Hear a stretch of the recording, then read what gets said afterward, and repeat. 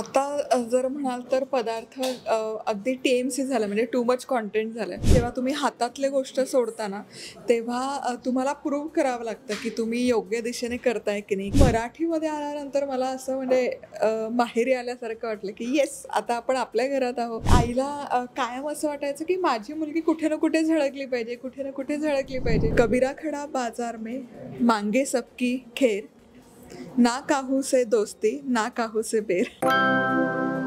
Hello नमस्कार friends, मी मज्जाची नीलम. तर प्रत्येक गृहिणीचा एक प्रश्न असतोच की आज जेवायला काय बनवायचं, आणि असाच एक शो सोनी मराठी तुमच्यासाठी घेऊन येत आहे. आणि जो प्रश्न सगळ्या महिलांना पडतो ना, त्याचं उत्तर कोण घेऊन आलं आहे तर मधुराताई घेऊन आलं. ताई कशा? खूप छान. काय सांगणार की हा एक वेगळ्या धाटणीचा शो आहे की आज काय बनवूया. तर ह्या शोचं जेव्हा कन्सेप्ट आपल्याकडे येते आणि आपण ऑलरेडी याच्यात खूप काम करत असतो, आपण थिसिस लिहितो यावर, आणि वेगवेगळ्या यूट्यूबवरनं वेगवेगळ्या पद्धतीचे असे पदार्थ प्रेक्षकांसमोर घेऊन येतो. आणि तेव्हा आपल्याला जेव्हा शोसाठी विचारलं जातं तेव्हा मधुराताई काय विचार करतात की अरे हो, आता यूट्यूबच्या पलीकडे जाऊन आपण हा शो करूयात असं? खूप छान वाटतंय, कारण आता जर म्हणाल तर पदार्थ अगदी टी-एम-सी झालं म्हणजे टू मच कंटेंट झालं आहे. आणि मग यामध्ये काय होतं ना की कुठे ना कुठे जे आत्मा आहे पदार्थांचा, की जे आपले परंपरा आहे, पारंपरिक पदार्थ आहे, ते कुठे ना कुठे मागे पडत जातात. आणि काही लिमिटेशन्स असतात काही माध्यमांची. तर मला असं वाटतं की सोनी मराठीने हे खूप छान एक संधी आणि एक व्यासपीठ उपलब्ध करून दिलं आहे की आपले मराठमोळे पदार्थ महाराष्ट्रभर आता घरोघरी पोचणार आहेत. याचा प्रचंड आनंद होतो. आणि हे पदार्थ पण आहे ना, यामध्ये प्राधान्य पारंपरिक पदार्थांना दिले की जे जुने आहेत, विस्मरणात गेलेत. कधी ना कधी आपली आजी पणजी करायची, पण आता ते कालबाह्य झालेत. या पदार्थांना प्राधान्य दिले. त्यामुळे असं मला वाटतं की डूम स्क्रोलिंगच्या या दुनियेत तुम्ही आता छानपैकी आज काय बनवूया नावाची एक वही करा, पेन घ्या, आणि सोमवार ते शुक्रवार दुपारी बरोबर 1 वाजता सोनी मराठीवर बघायला विसरू नका आज काय बनवूया. आणि जे पदार्थ आहेत त्याचं जे साहित्य आणि पाककृती अशी छान नोंद करून ठेवा. येस, पण सुरुवात ही अशीच व्हायची. तर तुमची देखील सुरुवात म्हणजे आता 15-16 वर्षाचा एक प्रवास असेल, त्याची सुरुवात अशीच काहीशी झालेली? चाचपडतच झाली होती, कारण तेव्हा म्हणजे पोहता येत नाही पण पाण्यात उडी मारली असं झालं होतं. हे माध्यम काय आहे, तेव्हा मॉनिटायझेशन नव्हतं, कॉन्टेंट क्रिएटर, इन्फ्लुएन्सर या काहीच टर्म्स नव्हत्या.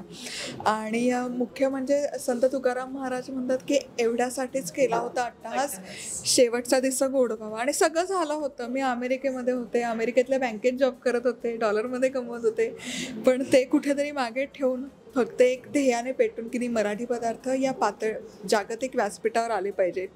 हे करणं, ते चाचपडणं, ते शिकणं, ते पडणं, परत नव्या उभारीने उभं राहणं, हे सगळं शिकणं.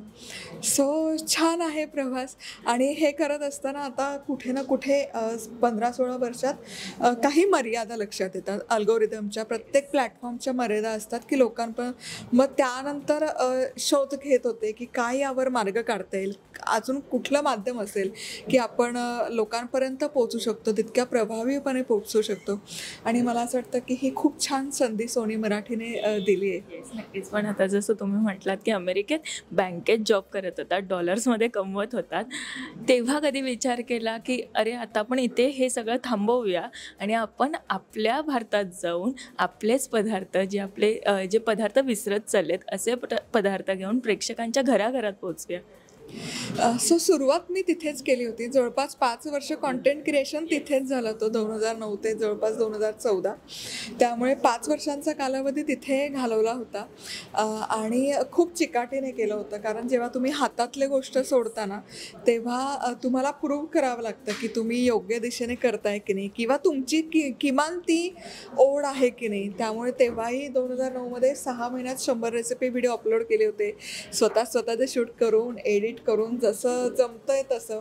आणि तेव्हा भाषेचं माध्यम इंग्रजी होतं. आणि मातृभाषेत सादरीकरण करणं खूप सोपं असतं. शब्दसंग्रह मोठा असतो, त्या भावना व्यक्त करता येतात.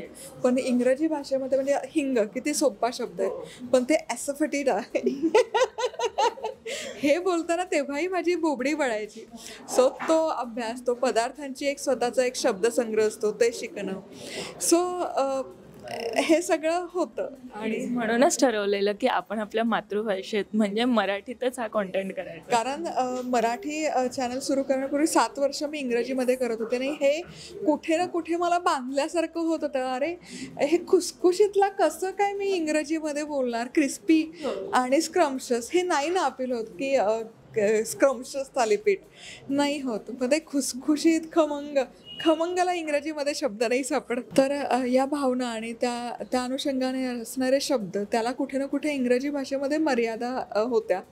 आणि मराठीमध्ये आल्यानंतर मला असं म्हणजे माहेरी आल्यासारखं वाटलं की येस, आता आपण आपल्या घरात आहोत, आपल्या भाषेमध्ये मातृभाषेमध्ये पदार्थ करत आहोत.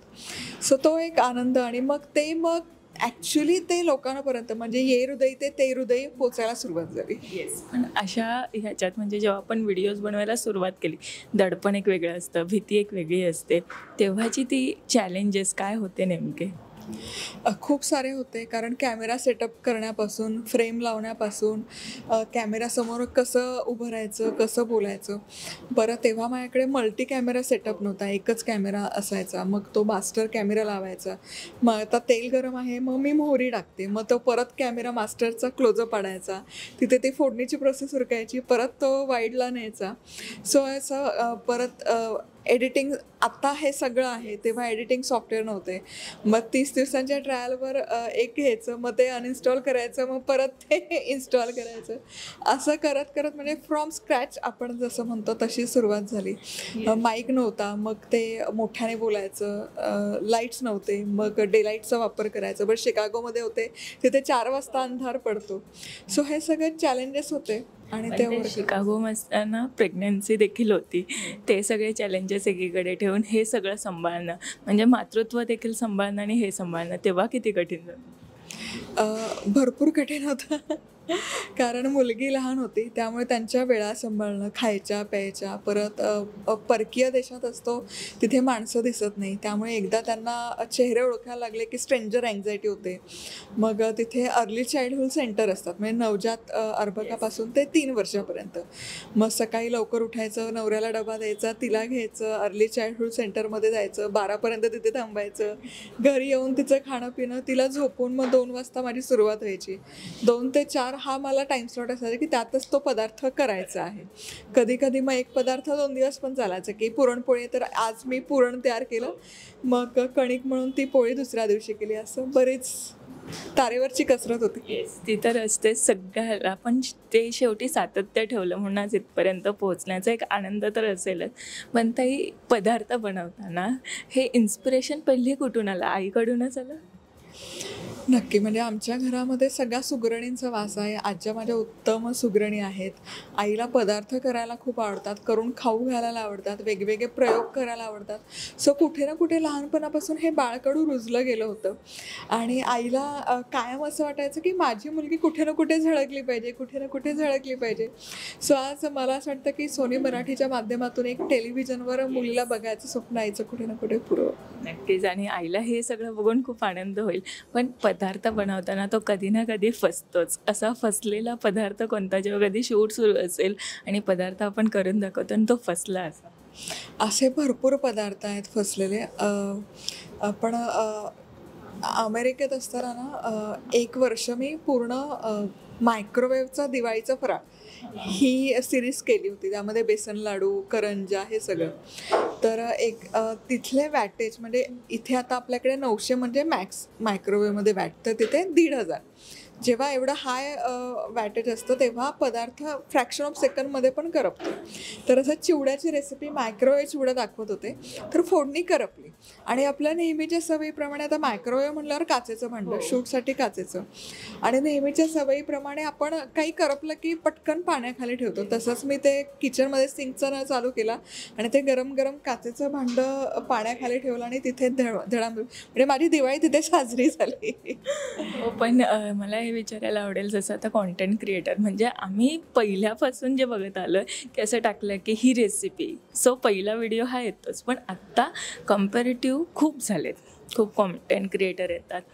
मध्ये तुम्ही बोललेलात काही खूप कॉपी करतात. 99% जसं तुम्ही बोललेलं की 90% लोक कॉपी करतात आणि 10% जे लोक आहेत ती लोक कुठे ना कुठेतरी स्वतःचा काहीतरी कॉन्टेंट. पण आत्ता ते उलटं झालं की 99% कॉपी करायला लागले आणि 1% स्वतःचं एक वेगळेपण जपतात.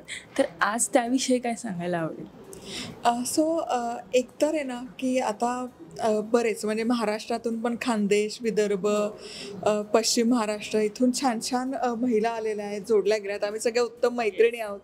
सो ते त्यांचे असे विस्मरणात गेलेले पदार्थ तिथली खाद्य संस्कृती या प्लॅटफॉर्मवर आणतात.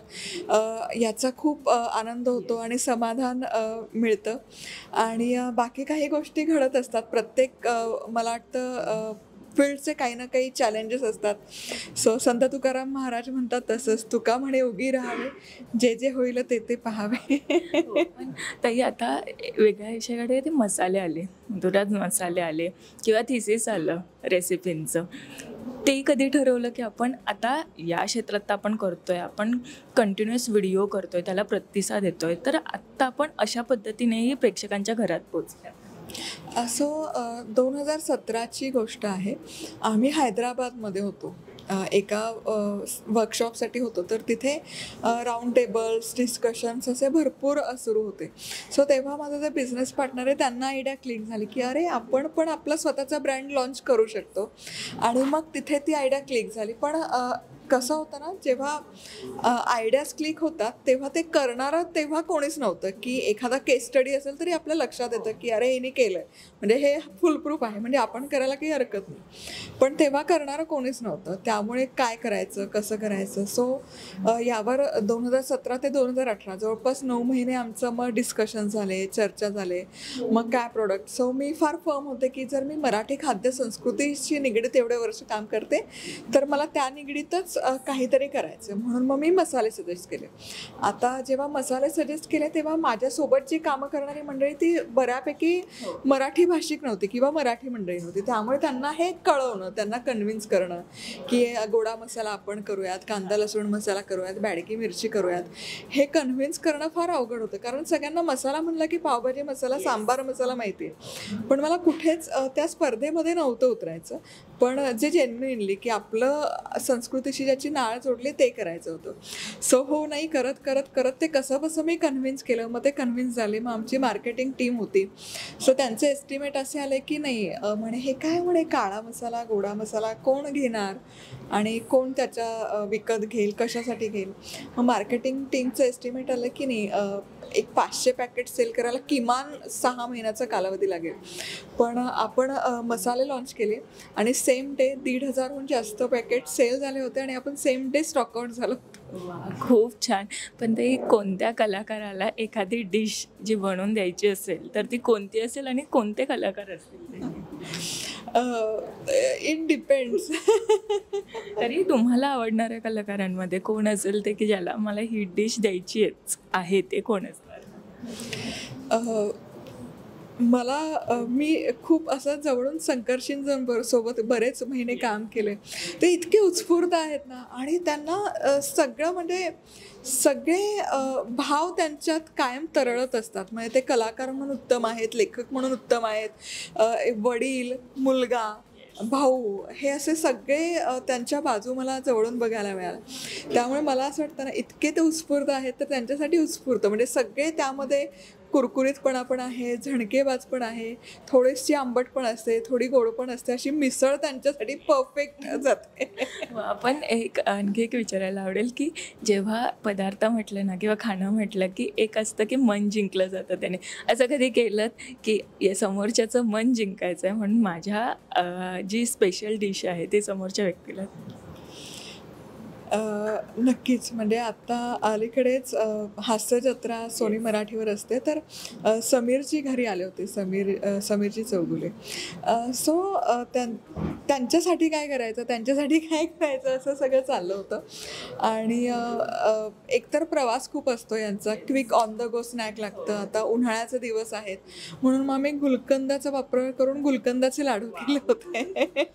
आणि तेव्हा आय थिंक आता गुलकंद चित्रपट पण येतोय. हो, म्हणजे त्यांना आवडले ते काय रिॲक्शन किंवा प्रतिक्रिया? त्यांना खूप आवडले कारण ही अगदी नो कुक रेसिपी. गुलकंद आपण आवडीने खातो, तो त्या पदार्थात जर घातला तर त्याची चव आणखी द्विगुणित होते आणि ऑन द गो स्नॅक पडतं की पटकन एक बाईट घेतलं तरी पोटभरीचं होतं. पौष्टिक आहे, सगळे पौष्टिक घटक त्याच्यात आहे आणि शरीराला थंडावा देणारे सगळे घटक त्यामध्ये. तो पण एक शेवटचं विचारायला आवडेल, जेवढं आपण फेमस होतो ना तेवढे ट्रोलर्स देखील येतात जे पाय खेचणारे असतात. त्यांना आज जर उत्तर द्यायचं असेल तर काही काय उत्तर द्याल? कारण एवढा आपला खडतर प्रवास असतो आणि त्यानंतर आपल्याला जे हवं ते आपलं स्वप्न एक पूर्ण करतो. त्या संत कबीर यांचा एक दोहा आहे. आयुष्याच्या या टप्प्यावर मला तो कायम असं सांगावं वाटतं की कबीरा खडा बाजार में मांगे सबकी खेर, ना काहू से दोस्ती ना काहू से बेर. पण आता तेच पुन्हा एकदा आम्ही सोनी मराठीवर तुम्हाला पाहणार, तुमच्या नवीन नवीन रेसिपीज पाहणार. प्रेक्षकांना काय अपील करायला आवडेल जातात की उत्तम हा कार्यक्रम आहे. मुळात जसं आपण काही गोष्टी आता कालबाह्य होतात तर पदार्थ बघणं पण आता कालबाह्य झालं आहे. तर मला असं वाटतं की ही उत्तम संधी आहे आणि मुळात घरात बसून तुम्हाला बघायला मिळणार आहे सोमवार ते शुक्रवार दुपारी 1 वाजता. त्यामुळे आणि खूप पारंपरिक पदार्थ आहेत जे विस्मरणात गेलेत, जे कधी तुम्ही नावं पण नसतील ऐकली.